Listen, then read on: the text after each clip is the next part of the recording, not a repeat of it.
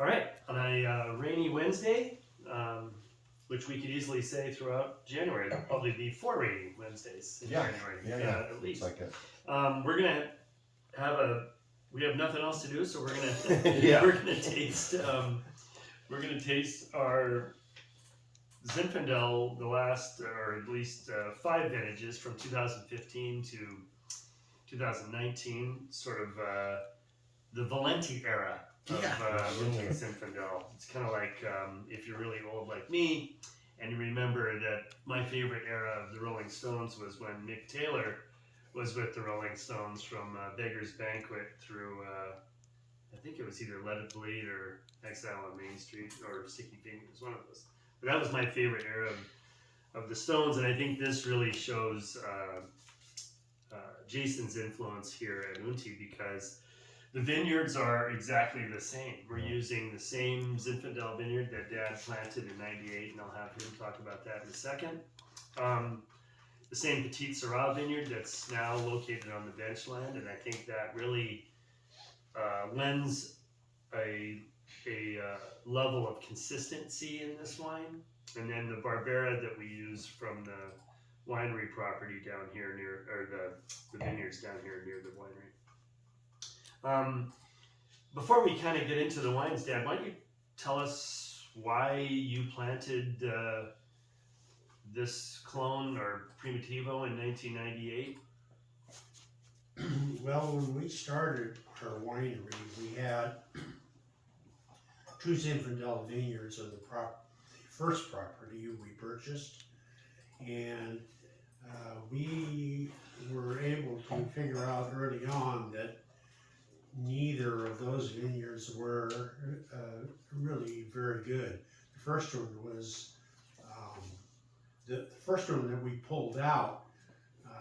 We only used it for a year or two, and we made the decision that it's not something that we wanted to use. The head prune vineyard was better early on, but it seemed to fade. And when we decided to have a winery, we purchased the property where the winery is. Shortly after we purchased the property, I was talking with Matt Gallo, who is our neighbor, and he asked me what we were planting next to the winery, and I said Zinfandel. And he said, well, he says, you need to know that, at least from my perspective, the only Zinfandel to plant is the Primitivo.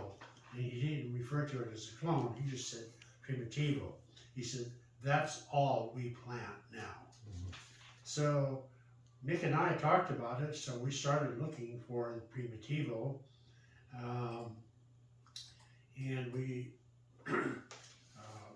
talked to the people at Kendall Jackson, and they said yes, they had Primitivo, and they assured us that if we planted rootstock, then we could then get the budwood from them and graft it on. And that's what we did. We were able to get the budwood from a winery that Kendall Jackson had, and probably still has, in Windsor, and lo and behold, it was the Primitivo clone, and we liked it from the get-go. Yeah. It was just better than what we had from the old ranch. Yeah, and it was more consistent year in, year out, less variable in its ripening, which are some of the problems Zinfandel has. Yeah. It was also less prone to bunch rot. All the things that, you know, the sort of the negative or the drawbacks to growing Zinfandel, thin skin, tight cluster, uneven ripening, they were a little less present in Primitivo. That was our experience. And because we liked that, and it seemed to make a wine with better structure and complete balance than the other Zinfandels that we had made in 97, 98, and 99 and 2000, we stopped using any of the previous Zinfandel vineyards that my dad was talking about, and just went to using this 3-acre Primitivo vineyard that is right next to the tasting room from 2001 forward. So now all of these wines are from that particular vineyard that's planted on 10114. Yes. And then in 2010, 2011, 2012, when did we graft the 1 acre next to the Benchland Syrah to Petit Syrah? Do you remember when that was? That was, I don't I want to say it's 11. Certain, I think it is 11. I want to say it was probably more like 13 or 14. Okay. We planted Petit Syrah on the winery property, and it was probably, in our experience, the worst vineyard that we ever planted. Yeah, exactly. That's And good. it was the Well said. decision that we made because we needed Petit Syrah, and we planted it on open ground. Well, it was the worst spot Yeah. to be planting it. We never had good fruit come from that vineyard. Or at least we couldn't rely on it. I mean, we just had so many inconsistent vintages. We hated to harvest it. Yeah, right. Harvest time, Yeah. you can tell whether you have good fruit or not. Yeah. And we didn't have good fruit there. I'm trying to remember from those older vintages, did we then put less Petit Syrah in the Zin? Or with same percentages we're doing now, about 15? No, it was about this, maybe a little bit less than what you're seeing in the last 3 vintages here. Because it was strictly, one of the, I guess you can backtrack. The reason most people have Petit Syrah with Zinfandel, in Dry Creek at least, is that it provides color, body, and tannin structure. And we felt the same way, because Zinfandel needs all of those things. Because Zinfandel here, when you get it physiologically ripe, can be prone to jammy, sometimes kind of flabby, jammy, lush, really showy wines, but they don't have the firmness of a table wine that we all revere in most of our favorite wines, not just from here, but certainly from Europe. So Petit Syrah is an absolute vital part of what makes Dry Creek Zinfandel distinctive around the state. Almost everybody has Petit Syrah and there's Zinfandels here. We're going to do a comparative tasting later today, so it's going to be, you should be here. Everybody I know in this valley uses Petit Syrah. There's Zinfandel. The old vine vineyards that were planted here had Petit Syrah in them. So it's a hallmark of what makes Dry Creek Zin, and we didn't fight it. We felt the same, that there was a good reason for that. Where we differ, I suppose, is that we use Barbera in addition to Petit Syrah to give the wine a little bit more freshness. And like a lot of things that we do here, we would rather blend multiple varieties to get balance than we would try to do some winemaking trick to do that. But having said what my dad said about Petit Syrah is that we once we started getting a consistent crop from the Ben Pointing, because that's where the vineyard is, from the Benchland vineyard. I mean, I think it took our Zinfandel to another level, and that's why I'm so excited to taste through these wines today, because I think that's the, instead of just getting color and tannin and body from Petit Syrah, it's such a good spot for it that, wouldn't you say that we're getting an extra dimension of fruit from that vineyard now? Yeah, it definitely adds like the darker complexion of fruit, and it's very consistently present throughout. I know. Yeah, no. And what's amazing too is because it's up on, and this is great for us because the Petit Syrah is up on the Benchland, things generally ripen 10 days earlier up there. So usually, in fact, looking through the harvest notes of these 5 vintages, the Zinfandel and the Petit Syrah always harvested a day or 2 within each other, and which means that when possible, we're confident a certain amount of Petit Syrah is always going to make its way into the Zinfandel. We'll try to actually co-ferment the Zinfandel and Petit Syrah together to begin that integration process. And I think maybe at least 2 or 3 of these vintages have that. Yeah, right? yeah, 3 of them. Yeah. Yep. All right, so let's go through these wines. For me, I think this is really an exciting tasting because there's such a consistent thread through these wines. I mean, it's Very that's consistent. what happens when you get fruit from the same Yeah, vineyard. yes. But I mean, it shows you though that, for me at least, this vineyard now in 2015 was 17 years old, and now that it's in its 20s, it's starting to slow down in terms of vigor, and that, to me, I think to a certain degree mitigates some of the variation you get in the vintages, through climate. Yeah. Or through the seasonal growing season climate. So let's go through these wines. Yeah. What'd you think of the 15? Well, I liked all of these. They're all still nice and bright and fresh, and they're so similar. It's hard for me to just talk about each one individually, but of the 5 here, I still probably prefer the 17 and the 18. They just are wines that I like. And whatever we did in those 2 years, I have consumed more of those 2 years of our Zinfandel than I ever have. Yeah, I think. What did you think of the 15? I was happy.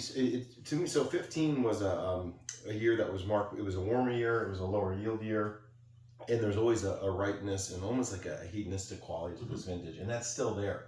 But what I'm happy about is this wine's still very much alive. I mean, the tannins are more polished, obviously, because they're older, but there's still a vibrancy to this wine. That was happy because I know when we always knew that 15 vintage was, very showy and going to show well, but we weren't sure, how well is this going to age. And I think as we've gone through more of these 15s with the Zinfandel and other bottlings, it's shown that there's some structure and there's an acidity that's keeping it up, keeping it upright and giving it life. And I think that's particularly remarkable because this has the 15 has the least amount of Petit Syrah of any of these, right? Yeah, because let's look at the bottle. Yeah, I'm sure it does. Yeah. So, I mean, 6%. and I noticed that too. So, 6%. part of what I like about how the grafting of the Petit Syrah up on the benchland it expresses itself in this flight is that, I think 15 was a remarkable year and had maybe, and it might just be that we weren't getting much crop off of that vineyard yet because it had just been grafted. But I think if we had a similar amount of Petit Syrah in the 15, it would be even more remarkable today. Yeah. I mean, it's held on because the vintage was such a good vintage, I think, for Zinfandel. Or for Zin. All right, 16? Hold on, I'll talk about 16. Because I know who wants to talk about the next point.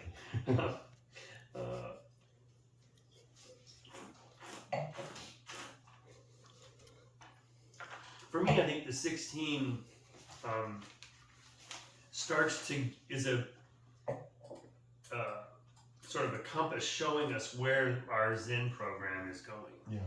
There's a juiciness to this wine. There's a freshness. The Petit Syrah has given it ample tannin structure, but those tannins have softened. Yeah. I think this wine's in a really, really good place. It's complex.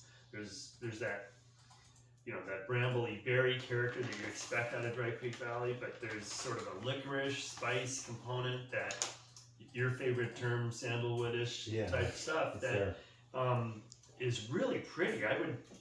This wine's drive it off the lot today and race it around the track. It's really, really nice. There's always been kind of an elegance to this vintage, and I think that comes through another word I use, but the detail we talked about, like all those things you just described, you can see those things still real clearly. Yeah. And I think because 16 was a pretty moderate year. I mean, we had a couple heat spikes and during harvest, which helped to get over the top, but because it was cooler than 15, I think there's somewhat of a restraint there still, and there's a brightness and there's an acidity that I think that gives it, that almost like accentuates the red fruits a little bit more than the darker fruited 15, I think. And actually, I think that you mentioned a good point. Yeah. But 16, 17, and 18 for me represented years where the growing season, by and large, prior to harvest, was pretty even. Yeah. 18, it stayed even. Yeah. 17, we had some heat spikes in early September. And same, I guess you could say sort of the same thing, I guess, about 19. But all things considered, we had kind of moderate growing seasons from 16 on in this flight. Yep. Well, you should tell us about why you like the 17 so much, because if you don't say it, I'll amplify what you're saying here. You probably are gonna have to, but I thought that I would always like the 17 more than, I preferred it over the 15 and 16. Yeah. But when the 18 came along, at first I still liked the 17, but I learned to like the 18 pretty well. And I have used a lot of 18 yeah. Zinfandel for our dinners. The 19, I haven't tasted it quite as much yet. Yeah. Although it doesn't have the same, to me, the same bite that 17, 18 might have. Yeah, 17's a structured wine, and I think part of why my dad likes it so much is that I think both of us, when we first started coming to this area and wine tasting in, I'm afraid to admit, in the 80s,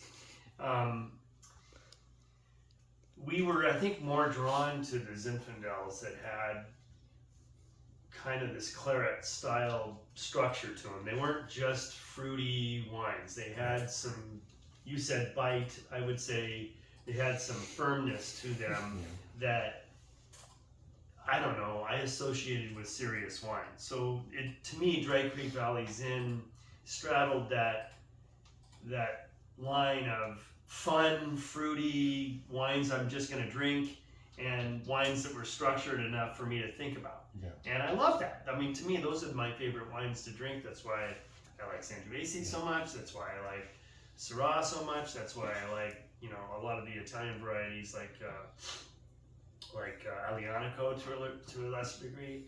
That's why I like full-bodied Rhone wines. But they have a more complete package than just the fruitiness of Zin. And 17 really has. Yeah. It still is living large. It really is. Yeah, in fact, when we first started drinking 17s and serving them for dinners, 17 was not a wine you pour a glass and just drink a glass of red wine. You'd have it with your dinner. Yeah, right.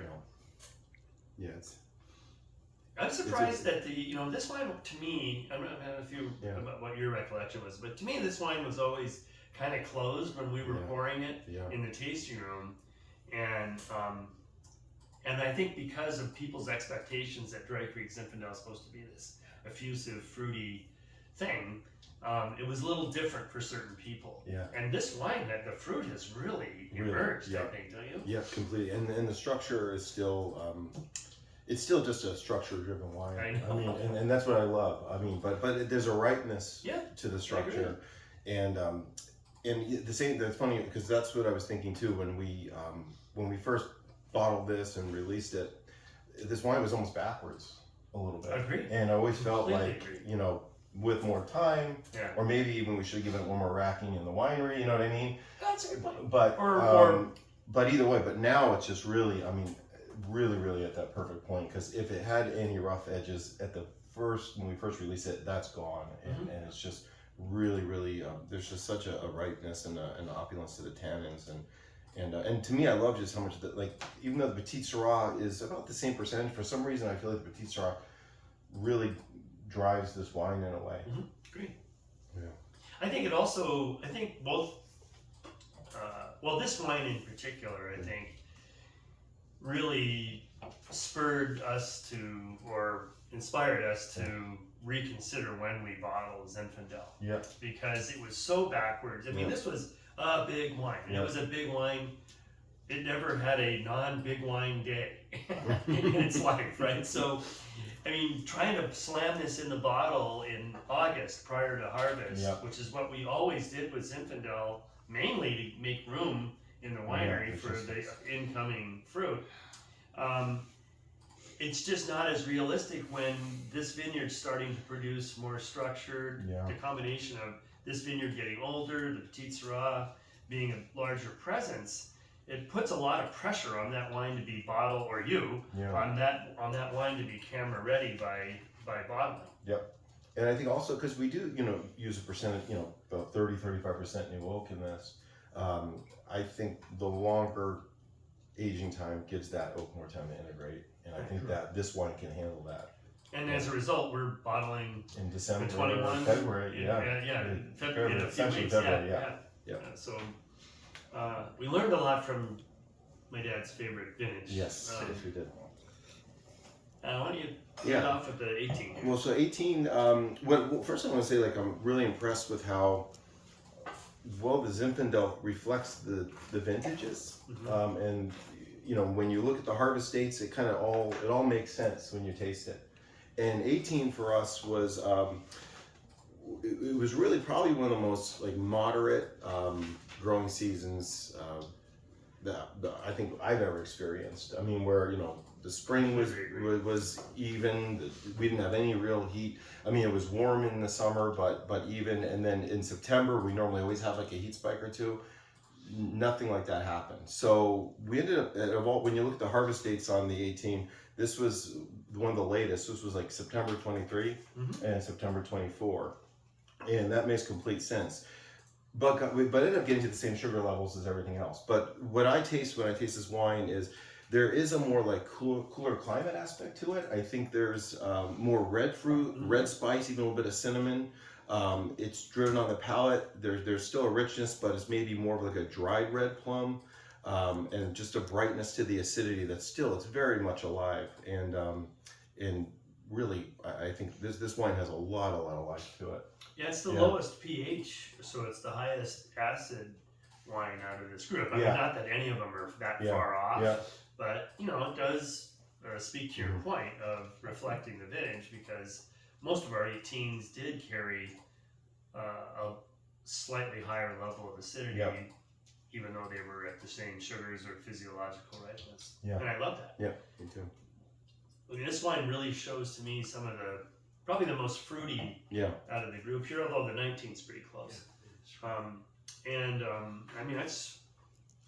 mean, to me, the 17, 18, 19 really, I don't know. I mean, it shows a maturity in our program. Some people in Drake Creek Valley have the good fortune of making wine from a vineyard that they've been making, that was 70 years old, and it's kind of been doing its thing. We had to kind of find our way there, I think, but first by using fruit from the upper ranch that was, admittedly not the ideal clone and rootstock for serious Zinfandel, even though it was in a good spot. Then planting a clone or Primitivo, which now we consider a selection or clone of Zinfandel, that very few people had familiarity with. That's one thing. It's not easy for us to compare our Primitivo to Gallo's. So, there aren't that many smaller artisan wineries making Primitivo, so we kind of have to learn our way there. And one of the things that I remember about Primitivo early on, and we notice it now, is that because it does have, more, I guess, anthocyanins, or just more tannin, and it can be slightly reductive. And we battled with Primitivo being reductive in the very first vintage in 01, and some other vintages since then, and it's still an issue, which is partly why it's advisable not to bottle it in August. But we've had to learn some of those things, and then also learning, kind of managing what crop level off that vineyard is sort of finds the groove that we have in these three vintages. but I think we've kind of hit it. I mean, to me, 17, 18, 19 are at a level that our Zinfandel program's never been. Yeah. Would you agree with that? The best we've had. Yeah. And I love that. I mean, to me, you know, I guess we almost took our, our senses of trying to learn as much as we can about Sangiovese, about Grenache, about Barbera, about Montepulciano, and applied it to Zinfandel, which we probably should have. We were doing it, just that we were doing it in a different way. And I think this is a result of having that, that approach to just wanting to get a lot better at it. Yep. Because it's clear to me these last three wines have a level of consistency and also just an extra level of complexity and balance that I think would be indicative of a solid Zinfandel program. Yeah, and I think a lot of that too comes from the farming, because I remember when I first came on board in 15, a couple of the previous vintages we were struggling with shorter shoots, vigor, and we've started addressing those things in the vineyard, and I think you're starting to see that really kind of manifest itself in these more recent vintages, where I feel like our canopies are healthy. I feel that in terms of thinning, I feel like this block really starting to balance itself out well, really Agreed. Naturally. See, once we start getting our shoot positions that they were reaching the top wire, we were just getting better fruit. That's it. Yep. And what were some of the things that contributed to that? Composting? Probably composting had to be it, because we weren't doing anything else that was different. We would cultivate every other row, but we'd been doing that for quite some time. I think we went to like every row for a little bit on this block. We may have done it a couple of times, simply because we felt we needed it. But I think probably the fact that we compost every year. Yeah, it builds itself. Composting, you really don't get why you do it till after you've been doing it for a while. Yeah. Which is, I think, I would say that applies to organic farming. I would say that applies to, farming with, diligence and quality. You don't necessarily see it happen overnight. That's why it's slow moving. Yeah, totally. And slow release. Like that's what I was thinking about when we, the compost, and also the, tilling in the cover crops. That's a slow release mechanism for adding nutrients to the soil. Right. And that's why I feel like maybe, that's playing probably some role in what we're seeing in 17, 18, and 19. And 20, to be honest. I know that might be. I mean, 21. Well, 20 was good. Yeah, 20 was good. Yeah, We it just was, didn't- but we yeah, just didn't exactly. use it. Yeah, We yeah. used it for, Exactly. it had to sacrifice itself. Yeah. Well, I'll talk about the 19. I think. Yeah. I think there's some. I think to me the 19 is someplace in between the 17 and the 18, in that it's got the structure, tannin, power of the 17, with some of the brambly fruit, pretty fruit that you get out of 18. And I think this wine, as good as it's showing right now, is going to evolve somewhat similar to what the 17 has, in that even this is a wine that's going to be better in 2 or 3 years. Yep. And I think what stands out in this flight and is that this is the one bottling that we didn't use any Barbera. I know. Yeah, because we thought the Zinfandel had enough acidity on its own where it didn't need it. Right. So, and I think that's a great description. Like it's somewhere between 17 and 18. I think that's a good place to place it. But one of the things that I, so I'm just repeating myself here. Gee, I wonder where I got that. Anyway, is that the Petite Syrah is so consistent now that it's, there's a fruit component to it that I recognize from 16 forward. I mean, it's, or from 5th, or certainly from 17 forward, it's adding almost this black and blueberry character to what would be, in your words, a red fruited wine. Yeah. And I love that. Yep. Totally agree. How long do you think? To me, I think the 19 would age like I said, it'll get better in the next couple of years and probably be living large, 4 or 5 years from now. Yeah. I think 5 to 7 years. Yeah. What and so what when you look at, is there anything you do winemaking wise with Zinfandel that's any different than some of our other red wines? No, well, no. I mean, in terms of, every varietal will macerate, meaning let it sit on the skins based on what that varietal can handle. So Barbera doesn't have a lot of tannins, so that's, maybe going to be 20, 22 days on the skins. Mm-hmm. With Zinfandel, because a lot of times we're co-fermenting with Petit Syrah, we're not afraid to let it be on the skins for a total of 25 days. Which, and what I mean by on the skins, that includes from the day it comes in, from cold soak through fermentation to what we call extended maceration. I think because there's some structure to the Petit Syrah, obviously, but I also think our Primitivo clone has more structure than the average Zinfandel clone. It can handle more days, and I think that's, to me, I think that's showing up in kind of the ripeness of the tannins. I think that's benefiting us. And we're kind of just, you said 30%. About 35%, and because this is one of our larger lots, this is the lot where if we bring a new cooper into the winery, this is the lot that will often get, we'll try all those new barrels, Right. and but this ends up getting almost like all the coopers. Maybe we work with maybe 4 or 5 different coopers, meaning barrel producers, and this wine ends up always receiving all those coopers. Whereas some, the Sangiovese might get 1 or 2 coopers, the Syrahs will get 1 or 2 coopers. This gets usually all 5. And what's interesting about that too, Yep. I mean, now I'm going to brag a little bit, Yeah. but a fair amount of the Zinfandel wines that are made in Northern California, at least, actually throughout California, Yeah. there's a sort of a demented, in my mind, history tradition of using only American oak. Yep. One famous winery located in Dry Creek Valley absolutely uses only American oak.